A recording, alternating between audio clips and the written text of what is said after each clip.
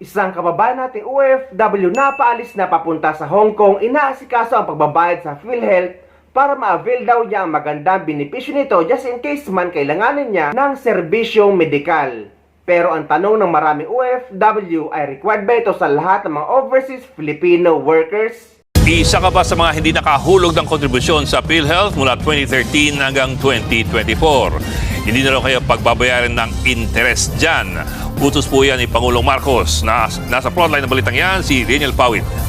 Wala po. Kasama na po. Self-employed at 10 taon nang hindi nakapagbabayad ng contribution sa PhilHealth si Leilani Delfin. Sa Sabado, paalis na siya para makipagsapalaran bilang OFW sa Hong Kong.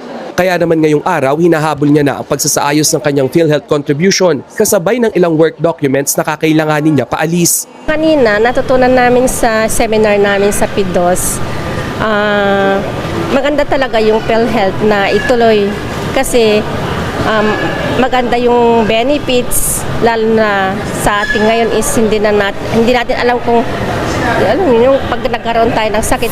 Sakto namang inanunsyo ni Pangulong Bongbong Marcos ang pagbibigay ng amnestiya sa mga hindi nakakabayad ng contribution sa PhilHealth. Saklaw nito ang mga kumpanya, self-employed at pribadong individual na hindi nakakabayad ng kontribusyon simula 2013 hanggang 2024. Alam naman namin na yung 3% na binabayad para sa PhilHealth medyo na buwan-buwan ay nararamdam ng ating mga kababayan. Kaya gagawa po tayo at inutusan ko po ang PhilHealth. Gagawa tayo ditong taon na ito, 2026, ang tinatawag naming one-time waiver para sa interest ngayong taon 2026. Ikinatuwa naman yan ni Leilani.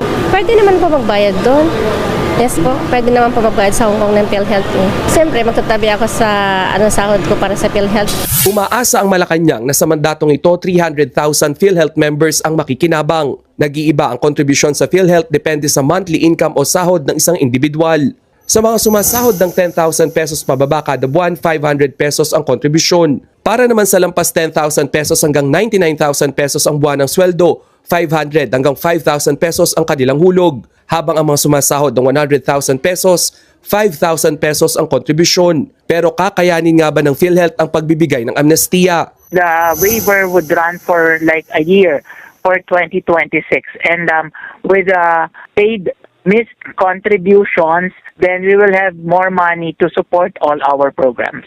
Kamakailan lang ipinag-utos ng Korte Suprema na ibalik ng PhilHealth ang 60 billion pesos na excess funds na ipinalipat sa National Treasury. Ipinababalik ang pondo sa pamamagitan ng 2026 National Budget. Ang sagot naman sa tanong kanina ay hindi naman mandatory ang pagbabayad sa PhilHealth para sa mga OFW. Dahil voluntary lang ito, meaning guys ay nasa sa inyo kung gusto niyo magbayad sa PhilHealth or hindi.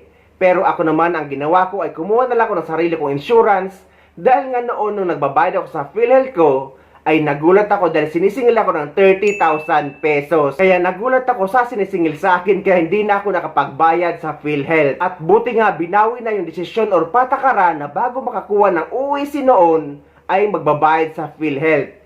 So ngayon guys, nililinaw natin na voluntary lang ito, meaning ay hindi ito required para sa mga OFW. Actually, wala naman sanang problema sa pagbabayad sa PhilHealth at kahit ako nga ay sinesecure ko ang health insurance ko, kaya nga kumuha ko ng sarili kong insurance. Pero kasi isa ang PhilHealth sa talamak ang korupsyon sa ating gobyerno. At eto nga galing sa mga kontribusyon ng mga kababayan natin Pilipino, lalong-lalo na mga OFW, ay kinuha ang budget sa PhilHealth at gagamitin sa 2026 budget ng ating gobyerno.